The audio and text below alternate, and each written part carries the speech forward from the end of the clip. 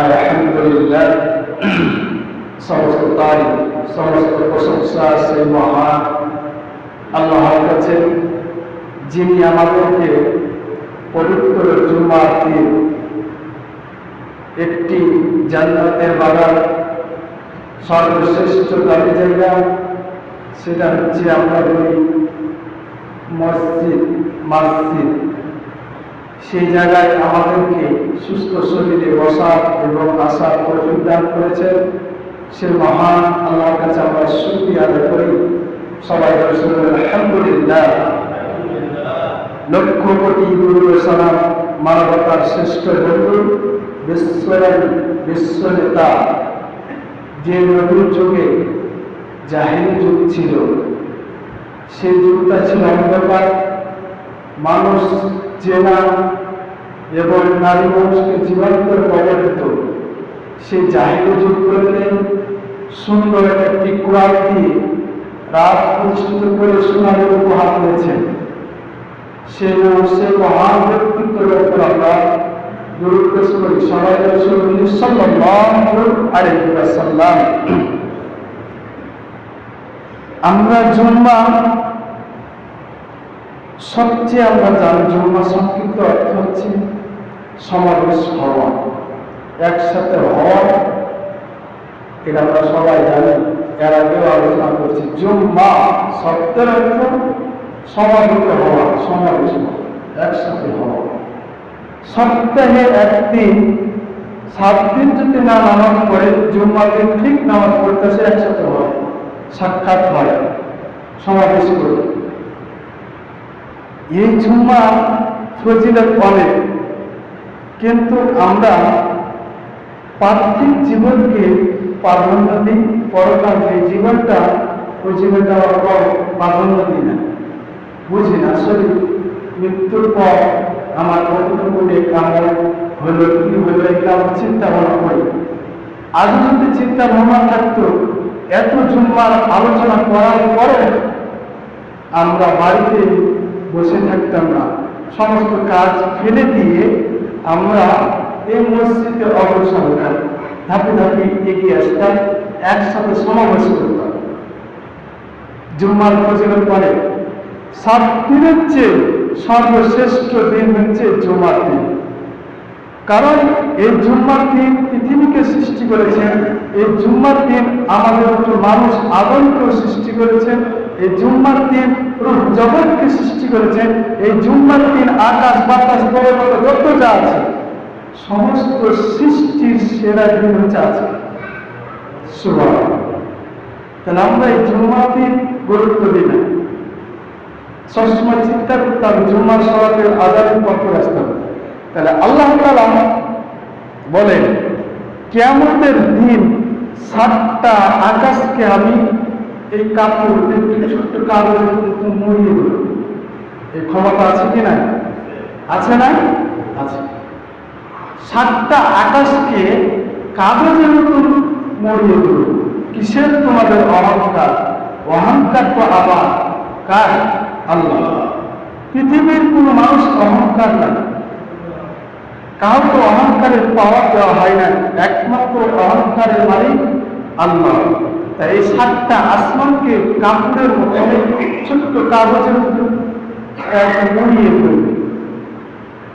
তাহলে কিসের তোমরা অহংকার করো? এই জমিন সৃষ্টি করলাম তোমাদেরকে শীতলভাবে চলাফেরা করার জন্য, এই আকাশ ছাদ সৃষ্টি করলাম তোমাদের নিরাপত্তার জন্য, আমি এই তরুণতা গাছপালা সৃষ্টি করলাম তোমাদের খাদ্যের জন্য, রিজিকের জন্য, বেঁচে থাকার জন্য। তোমরা কিসের অহংকার করো? অহংকার করা যাবে না। অহংকার সবচেয়ে করেছিলেন কে? শয়তান। কে? শয়তান অহংকার করেছে, পরবর্তী করেছে। যদি আমরা অহংকার করি তাহলে আমরা শয়তানের দলের ভিতর আমরা ঢুকে যাব। আমরা অনেক দেখা যায় আমরা অহংকার, দাম্ভিকতা অহংকার করি, মনে মনে অহংকার করি, প্রকাশ্যে অহংকার করি। এই অহংকার করি, এই অহংকার যদি আমাদের মধ্যে এক জারকা পরিমাণ থাকে, তাহলে আমি শয়তানের দলে ভুক্ত হব। আর শয়তানের ঠিকানা হচ্ছে কি? জাহান্নাম। তাই আল্লাহ তাআলা শয়তানকে বলেছিলেন একটাই হুকুম করেছেন কি? এই যে আমি আদমকে সৃষ্টি করলাম, সব ফেরেশতাকে ডেকে বলল সেজদা করো। তিনি সেজদা করে না। তাই আমাদের বুঝতে হবে, আমরা জন্মের পর আযান আল্লাহু আকবার তাকবীর শুনি। জন্মের পর আমরা তাকবীর শুনি। কি শব্দটি নাম কি? একটাই শব্দ শুনি, কি? আল্লাহু আকবার। আবার আযানের প্রথম শব্দ কি? আমরা প্রতিদিন দৈনিক 5 ওয়াক্তে 5 সময় আমরা শব্দ শুনি, সে শব্দের নাম কি? আল্লাহু আকবার। আমাদের সকাল হয় আমাদের আল্লাহু আকবার তাকবীর দিয়ে, সন্ধ্যা হয় আমাদের আল্লাহু আকবার তাকবীর দিয়ে। আমাদের সমস্ত জন্ম থেকে মৃত্যু পর্যন্ত আমরা নামাজে দাঁড়াবো কাতারে, সেই সময় আমরা কি শুনি? আল্লাহু আকবার। আমাদের শেষ নিঃশ্বাস পরিত্যাগ হয়ে যায়, তখন আমাদের শেষ নামাজ হয় আমাদের তাকবীর, সেই তাকবীর আল্লাহু আকবার। আমাদের আল্লাহ ছাড়া কোনো কিছু নাই। তাই আল্লাহ তাআলা এই পৃথিবীর আসমান জমিন যত সৃষ্টি করেছেন তার রাজত্বের মালিক তিনি।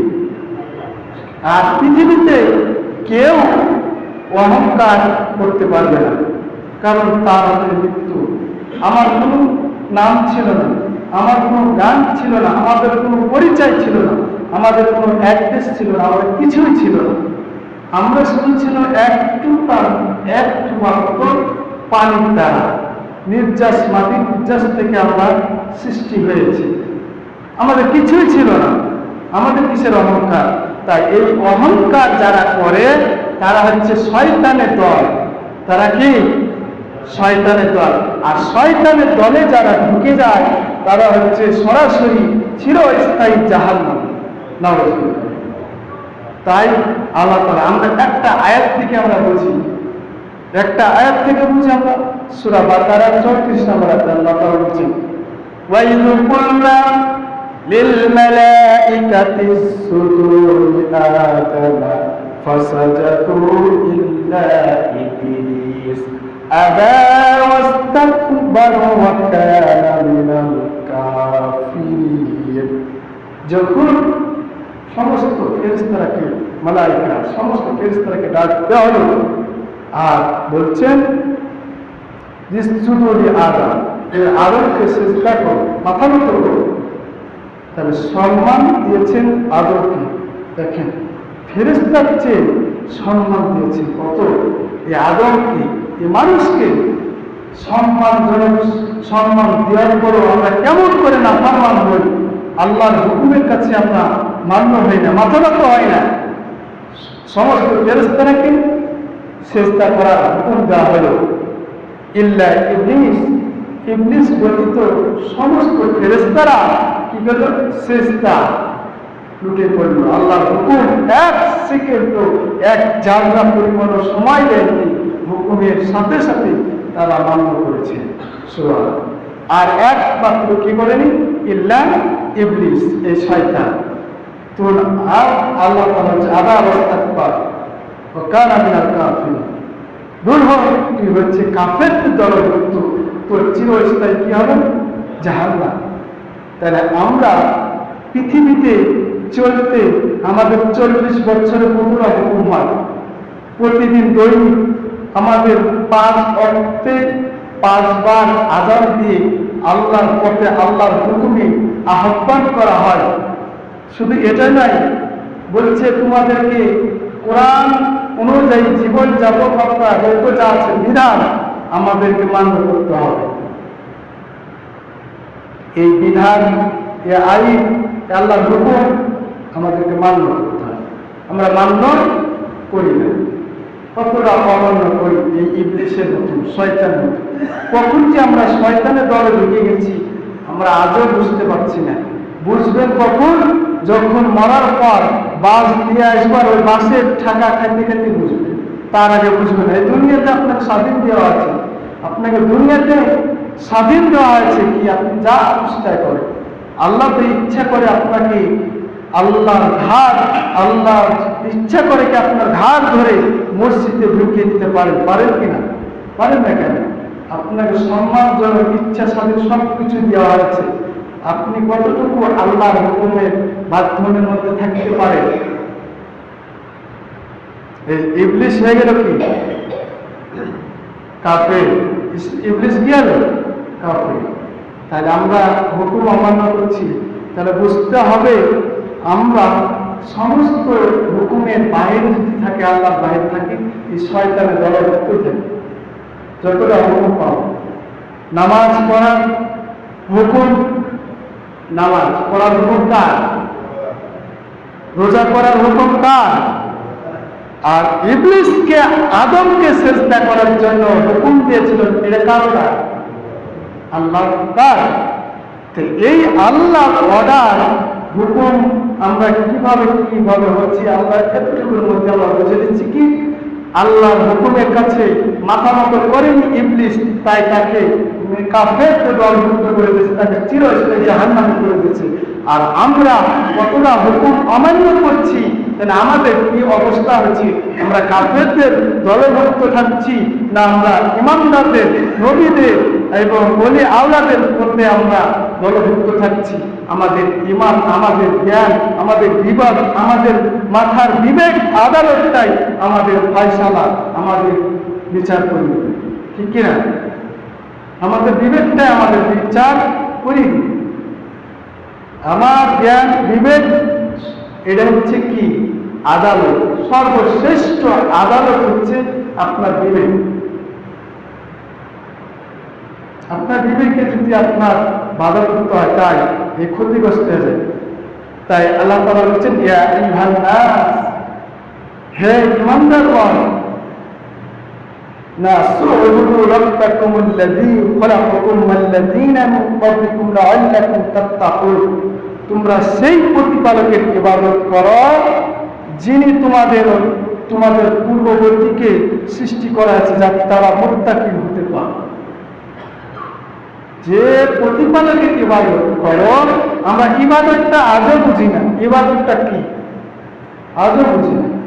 আপনি প্রত্যেকটা কাজে কর্মের মধ্যে আপনার ইবাদত। আপনার যত সেকেন্ড বেঁচে থাকবেন, শত সেকেন্ডই আপনার ইবাদতের মধ্যে থাকা উচিত কি আপনার নফস, আপনার দেহ, আপনার মেধা, সমস্ত প্রত্যঙ্গ অঙ্গ ইবাদতের মধ্যে থাকা, এটাই হচ্ছে ইবাদত। এখন আপনি এই রাস্তাতে চলাফেরা করবেন, তাও এটা একটা ইবাদত। আপনি কেমন করে হাঁটছেন, অহংকার দাম্ভিকতা পেলে না, না আপনি মানুষ মাথা নিচু করে সেই পথ দিয়ে হাঁটছেন, মানুষকে সালাম দিচ্ছেন, এগুলো ইবাদত। আবার খানা খাচ্ছেন, বিসমিল্লাহ বলে খাবার খাচ্ছেন, এটা ইবাদত। আপনি বাড়িতে সালাম দিয়ে ঢুকছেন, এটা ইবাদত। আপনি বাড়িতে নামাজের আদেশ দিচ্ছেন, এটা একটা ইবাদত। মানে প্রত্যেকটা আপনার চলতে ফিরতে সব সময় আপনাকে ইবাদতের মধ্যে থাকা না, সালাম দেওয়া, গাছ লাগা, সব কিছু। আমরা যে কোনো জিনিস বা কোনো কাজ করি, তার শুরুতে কি বলি? বিসমিল্লাহ বলি, এটা একটা ইবাদত। আবার আমরা যে কোনো কাজ শেষ হয়ে গেলে কি বলি? আলহামদুলিল্লাহ, এটা একটা ইবাদত। আমরা কোনো কিছু দেখলে মাশাআল্লাহ বলি, এটা একটা ইবাদত। এগুলো হচ্ছে ইবাদত। আর যখন আপনি গান বাজনা, নৃত্য, টিভি, সিনেমা, খেলাধুলা সব কিছু ব্যস্ত থাকবেন, এটা কোনো ইবাদতের মধ্যে পড়ে না। এগুলা কোনো ইবাদতের মধ্যে পড়ে না। আমরা রাসূলুল্লাহ সাল্লাল্লাহু আলাইহি ওয়াসাল্লামের আদর্শ সব জায়গায় পাওয়া যায়, সব জায়গায় পাওয়া যায়। আপনার জন্ম থেকে মৃত্যু পর্যন্ত, জন্ম থেকে বিবাহ জীবন পর্যন্ত, জন্ম থেকে সমস্ত জীবনটাই হচ্ছে রাসূলুল্লাহ সাল্লাল্লাহু আলাইহি ওয়াসাল্লামের আদর্শ অনুযায়ী এবং আল্লাহকে সন্তুষ্টি করার উদ্দেশ্যে যে কাজটা করবেন, সেটাই হচ্ছে কি ইবাদত। সেটাই কি ইবাদত। আল্লাহ রাসূল সাল্লাল্লাহু আলাইহি ওয়াসাল্লাম যে কোনো কাজ শুরু করার আগে বিসমিল্লাহ বলতেন, কাজ শেষ হয়ে গেলে আলহামদুলিল্লাহ। কোনো জিনিস দেখলে মাশাআল্লাহ, অবাক কিছু দেখলে মাশাআল্লাহ, মারহাবা। এই যে কোনো উঁচু পাহাড়, উঁচু পর্বতের উপরে কষ্ট দেখলে আল্লাহু আকবার এরকম ভাবে থাকবে। এই যে প্রত্যেকটা চলতে ফিরতে কি হতে রাসূলুল্লাহ আদর্শ শিখেছে। বিবাহ জীবনে রাসূলুল্লাহ আদর্শ শিখেছে। আমরা বিবাহ জীবনে দেখেন আমরা কি রাসূলুল্লাহ সাল্লাল্লাহু আলাইহি ওয়াসাল্লামের আদর্শ অনুযায়ী কি আমরা কাজ করি? কোনোটাই হয় না। সব শয়তানকে নিয়ে নাচানাচি করি, সকালবেলা যে হুজুরকে ধরে নিয়ে যে বিয়ে করা। এটা কি রাসূলুল্লাহ সাল্লাল্লাহু আলাইহি ওয়াসাল্লামের আদর্শ ছিল? তবে এটা কি রাসূলুল্লাহ সাল্লাল্লাহু আলাইহি ওয়াসাল্লামের আদর্শ? বিবাহ হলো না। সারা রাত আপনি এই খারাপ অশ্লীল গান বাজিয়ে, সারাদিন গান বাজিয়ে আপনি যে আলহামদুলিল্লাহ খুতবা পাঠ করে সুন্নাহ অনুযায়ী কালমা পড়িয়ে বিবাহ দিয়ে দিচ্ছেন, বুঝছেন? আপনি রাসূলুল্লাহ সমস্ত জীবনটা রাসূলুল্লাহ আদর্শ ঢুকেছে ইবাদতের মধ্যে। তাহলে আমরা দেখেন বিবাহ দিচ্ছি, হারাম করে বিবাহ দিচ্ছি, আবার দেল মহল করছি বাকি করে তাদের কষ্ট দায়ক করে দিয়ে তাদেরকে হারামের পথে ঠেলে দিচ্ছি। আমরাই গার্জেনরা, কোনোটাই ইবাদতের মধ্যে সমস্ত আমরা কাজ করি শয়তানের দল ধরি, শয়তানের অনুসরণ করি কাজ করি, আল্লাহর অনুসরণ করে কাজ করি। আল্লাহ তাআলা বলছেন কোন বিবাহ জীবনে তোমরা গান বাজে ঢাক ঢোল দিয়ে নাচানাচি করে দৌড়াদৌড়ি করে বিবাহ করো, এরকম কোন হুকুম আছে? গান বাজনা কি হারাম? গান বাজনা কি হারাম? এটা আল্লাহ নিষিদ্ধ কাজ। এটাই তো ইবাদত। আমরা ইবাদতটা আজই বুঝি না যে আমরা ইমানদার দাবি করি, আমরা আল্লাহকে নামকে বিশ্বাস স্থাপন। এটা ঠিকই আছে, আপনি বিশ্বাস স্থাপন করেন, কিন্তু আপনি ইবাদতের মধ্যে আপনার জিন্দেগিটা, আপনার জীবনটা কতটুকু হায়াত পেলেন, এই হায়াতের মধ্যে কতটুকু ইবাদতের মধ্যে ছিলেন। এই ইবাদতের এইটাই তো ফায়সালা দিল পরকাল। এই ইবাদতের এতটুকুই ফায়সালা দিল। শয়তানের দলে বলছেন, আল্লাহ তাআলা বলছেন আমি এই ইবলিসকে একটা হুকুম অমান্য করার কারণেই আমি তাকে রাগ করি, ধাক্কা দিই, রাগের তাকে আমি কাফের ঘোষণা করে তাকে চিরস্থায়ী জাহান্নামে বানিয়ে দেব। আর আল্লাহ তাআলা বলছেন এই শয়তানের যারা অনুসরণ করবে তারা হচ্ছে শেষ ঠিকানা, শেষ পর্যন্ত তাদের হিসাব নেওয়া হবে না, সরাসরি ঘোষণা দেওয়া হবে জাহান্নাম। তাহলে আমরা শয়তানের অনুসরণ প্রত্যেকটা ধাপেই করি, প্রত্যেকটা চলতেই করি, প্রত্যেকটা ফিরতেই করি। আমরা ছোট্ট একটা উদাহরণ বুঝি।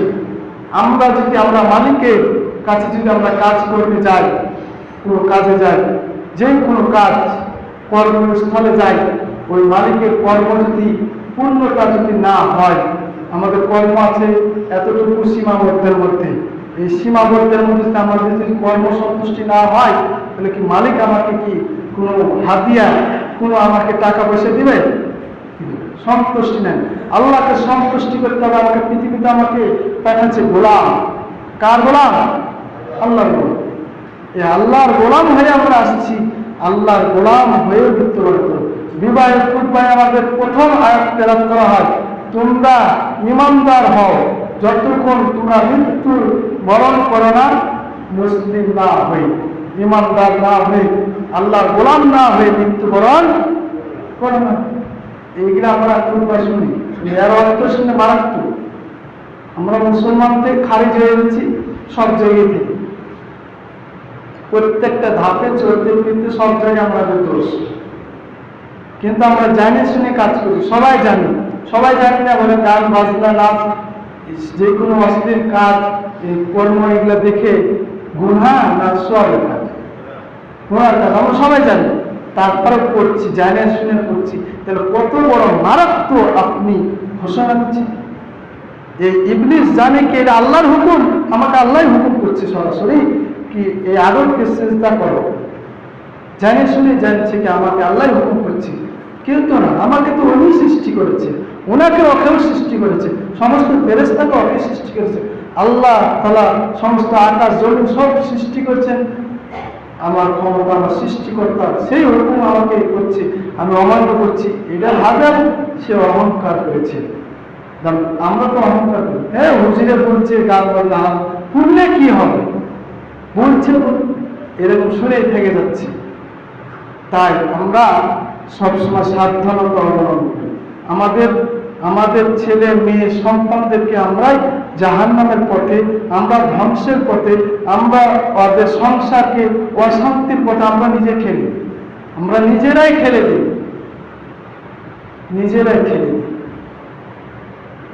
সুন্নাত অনুযায়ী যদি আপনার জীবনটা সুখী হয়, আল্লাহ রাসূল সাল্লাল্লাহু আলাইহি ওয়াসাল্লামের যেরকম ছিল আদর্শ, প্রত্যেকটা ধাপে সংসার থেকে তার জন্ম থেকে তার মৃত্যু পর্যন্ত তার আদর্শ খেয়াল করলে তাহলে বুঝতে পারবেন আসলে রাসূলুল্লাহ সাল্লাল্লাহু আলাইহি ওয়াসাল্লামের আদর্শ আমরা মানতে পারছি, আজও ঈমানদার দাবি হয়ে পাচ্ছি না, মানি না, জানি অনেক জানি কিন্তু মানি না। তাই না মানার কারণে আমরা শয়তানের দলভুক্ত হয়ে যাই এবং আমরা সরাসরি কি জাহান্নামে চলে যাই। কি আদম কি ভুল করেন না? করেছেন? আদম ভুল করেছে, দুজনেই ক্ষতিগ্রস্ত করেছেন। আল্লাহ তাআলার হুকুমের বাইরে, সীমাবদ্ধের বাইরে, আমরা একটা ছোট্ট উদাহরণ দিই। আমাদের যদি 10টা গরু থাকে, 10টা গরু যদি এক গুহালে বাঁধি বা ছেড়ে রাখি, একটা যদি শয়তান থাকে আমরা গোতাগুতি করি, তাকে আমরা কি করি? বলেন কি করে? মারি বা রাগ করে বেঁচে দিই, রাখি না, ওই দলের মধ্যে রাখি না, একরে করে দিই, বাঁধি, এই তো কাজ করি নাকি? তো আল্লাহ তাআলা তো আমাদেরকে এই পৃথিবীটা একটা গোয়ালের সীমাবদ্ধ আমাদেরকে রেখেছে। আমরা যদি বেশি ট্রিমিং করি, আল্লাহর হুকুমের বাহিরে যদি, সীমার বাহিরে যদি আমরা চলাফেরা করি, আমাদেরকে বের করে দিবে কাজ করে ছিপের মতো করে, যেরকম মাছ ধরে তুলে নিয়েছি অন্ধকার থেকে, আল্লাহ তাআলা ছিপের মতো তুলে নিয়ে চলে যাবে একদম সাহায্য করতে। তাহলে সাবধান, সবসময় আল্লাহর সীমার বাহিরে যায়, আল্লাহর সীমা বন্ধনের মধ্যে থাকে। তাই আল্লাহ তাআলা এই দুই ব্যক্তিকে হুকুম করেছে, এক ইবলিস আর এক আদম আলাইহিস সালাম। দুই ব্যক্তিকে হুকুম করেছে, দুই ব্যক্তি হুকুম অমান্য করেছেন। একটা অমান্য করেছেন সরাসরি আল্লাহর সাথে, আল্লাহ হুকুম করছেন সরাসরি, এরকম হুকুমের বাইরে গেছে, সীমাবদ্ধের বাইরে। আর আরেকজনকে হুকুম করে চলে গেছে, শয়তানের পাল্লায় পড়ে কি হলেন? ধ্বংস হলেন। তাহলে ওর হুকুম, আদমের হুকুমের অমান্য করার একটা ধরন আলাদা, আর শয়তানের হুকুমের অমান্য করার ধরন আলাদা, তাই না? বলেন, এই ধরনটা দুই রকম।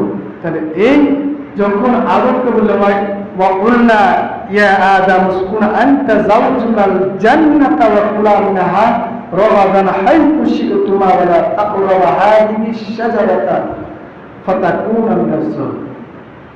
এই কথাটা বলা হয়েছে ওকে, কি তুমি জান্নাতের মধ্যে যত নাজ নিয়ামত আছে উপভোগ করো, তোমার কোনো সমস্যা নাই।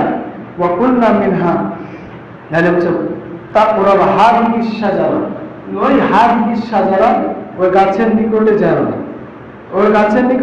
না, এবং গাছের ফল খেয়েও না, এই এতটুকু নিষেধ করেছে। ওই গাছের নিকটে যায়ও না, ফল খাও, এই হুকুমটা দিয়ে তাকে আদমকে রেখে জান্নাতে সবকিছু দিয়ে চলে গেল। শয়তান কি করল? আমি তো এই আদমকে আমি না একটা সিজদা করার কারণে আমাকে এই জান্নাত থেকে বের করে আমাকে জাহান্নামের চিরস্থায়ী বান্দা বানিয়ে দিল এবং আমাকে কাফেরদের দলভুক্ত করে দিল। তাহলে এখন তো আমাকে রাখা যাবে না, যে কোনো আদর কৌশল দিয়ে তাকে ওই ফলকে গাছের নিকটে নিয়েছে, তাকে কি করলো? জান্নাত থেকে বের করে দিল। তাহলে ওর হুকুম হলো শয়তানের মাধ্যম দিয়ে আমরা ঠিক পৃথিবীতে আমাদেরকে শয়তানের মাধ্যম দিয়েই আমরা হচ্ছে কি হুকুম অমান্য করছি। শয়তানে অলস ধরিয়ে দিচ্ছে, নামাজ পড়তেছি না, রোজা করছি না, হজ করছি না, জাকাত দিচ্ছি না, তানসব করছি না, নম্র ভদ্র কথা বলছি না, যেগুলো আল্লাহর হুকুমের বাহিরে থাকছি, এই শয়তানের কারণে। কার কারণে? শয়তানের কারণে। তাই এই শয়তানের প্রথমত আমরা শয়তানকে দেখলাম হুকুম অমান্য করার কারণে, এবং দ্বিতীয়ত আমরা শয়তান হুকুম অমান্য করলে করার পর তাকে কাফের অন্তর্ভুক্ত করে এই আদমকে জান্নাত থেকে বের করে দেবে। ঠিক আছে, সে হয় নাকি জানে। আর শয়তান আজও যদি ক্ষমা চায়, ক্ষমা পাবে না, কিন্তু অহংকার হইতে তিনি শয়তান দাবিদত্ত করেছে আর তার চিরস্থায়ী জাহান্নামে ঘোষণা দিয়ে দিয়েছেন। আর এই আদমকে বলেছেন যে আদম, তোমরা যদি ভুলও করো, তোমাদের নামে একটা কি, তোমরা যখন পৃথিবীতে ছড়িয়ে পড়বে, তোমাদের একটা হুদা দেবে। হুদা কি? এই কোরআন যাবে, এই কোরআন নামে একটি যাবে। এই কোরআন আদেশ নির্দেশ পালন করলে তোমরা এই পুনরায় এই জান্নাতে আসতে পারবে। আর যদি এই আদেশ নির্দেশের বাহিরে, সীমার বাইরে যদি থাকো, তাহলে তোমরা চিরস্থায়ী জাহান্নামে। এই কি শয়তানের দলে মুক্ত হয়ে দলে দলে ঢুকবে জাহান্নামে। তাহলে আমাদের কোরআন এসেছে কি কত আদম সৃষ্টি করা জান্নাতের কথা। তোমাদের নামে কি একটা হুদা যাবে, কোরআন যাবে, হেদায়েতের পথ যাবে। সে পথকে অনুসরণ করলে কি হবে? আপনি আবার এই জান্নাতে আসবেন। আদমকে যাচ্ছে এই জান্নাতে আসবে, তোমাকে জান্নাত থেকে বের করে দেবে, দূর হও, তুমি পৃথিবীর জমিনে যাও। দুনিয়াতে পিঠিয়ে দিলেন আর একটাই উপদেশ দিলেন, তোমার নামে কোরআন যাবে, হুদা। বাকি নিষেধ আদেশ সব কিছু আসবে এই কোরআন। এই কোরআন যখন আপনি মানবেন, আবার এই জান্নাতে প্রবেশ করবে। আর যদি কোরআনের বাইরে, কোরআনের সীমাবদ্ধের বাইরে যদি থাকো, তাহলে জাহান্নামে কি শয়তানের দলে দলে, শয়তানের দলে অন্তর্ভুক্ত হয়ে যাবে। তাই আমাদেরকে আজও কোরআন বেঁচে আছে না মরে গেছে? বলেন, কোরআন জীবন্ত আছে না মরে গেছে? কিভাবে জীবন্ত আছে? মরাই। আমাদের বাংলাদেশ বা যে কোনো পৃথিবীতে মরাই। কটা কোরআন অনুযায়ী আমাদের জীবনযাপন, আইন, সংবিধান, সংসদ, রাষ্ট্র সবকিছু চলে? আমরা শুধু কোরআনকে মানি নামাজে, সূরা ফাতিহা পড়ে, অন্য সূরা পড়ে। আবার কোরআনকে মানি আমরা মরার স্থান। মানুষ মরে গেলে খতম করি। এই যে এগুলো হচ্ছে মরা মানুষের জন্য, মরে গেছে, কোরআন জীবন্ত করতে পারে না। তা আল্লাহ রাসূল সাল্লাল্লাহু আলাইহি ওয়াসাল্লাম বলছেন, আমার মরা সুন্নতকে যারা চিন্তা করবে, তার জন্য অনেক অনেক 100 উটে লাল উটে কুরবানি দেওয়ার সব আছে। একটা সুন্নাত মরা। আমাদের আজও টুপি কি মরে গেছে? টুপি মরে গেছে। আজও সবাই টুপি পরে, সবাই টুপি, নেতা খেতা শয়তান ইবলিস যত যাচ্ছে, নামাজ পড়ে না, বেনামাজি নামাজে সবাই পড়ে, পাঞ্জাবিও সবাই পড়ে। এই সুন্নাত একটাই আমাদের মরে গেছে, সেটা হচ্ছে কোরআন, আজও প্রতিষ্ঠিত হতে চান। তাহলে আমরা এই কোরআনের পক্ষে, কোরআনের দলে, আল্লাহর পথে আমাদেরকে জীবন সুষ্ঠুত করার জন্য তৌফিক দান করুন। সবাই জোরে সোরে বলে আমিন। আর আমরা যতটুকু আমরা শুনলাম, আমরা একটু মান্য করি। এই না শোনার পর যদি আপনি অমান্য করে মানেন না, এটা কিন্তু আপনি আরো দোষী, ক্ষতিগ্রস্ত। আল্লাহ তাআলা বলছেন, যারা শোনার পর মান্য করে না, তারা নামে সাঈদ নামে এই জাহান্নাম প্রস্তুত করা আছে। শোনার পর আমল করে না, এত শুনছে, মানছেন না, আপনারই দায়িত্ব সাঈদ নামে জাহান্নামে দেবো আপনার। তাই আমরা যা শুনলাম মান্য করব, আস্তে আস্তে মান্য করার তৌফিক দান করুন। সবাই জয় আমিন।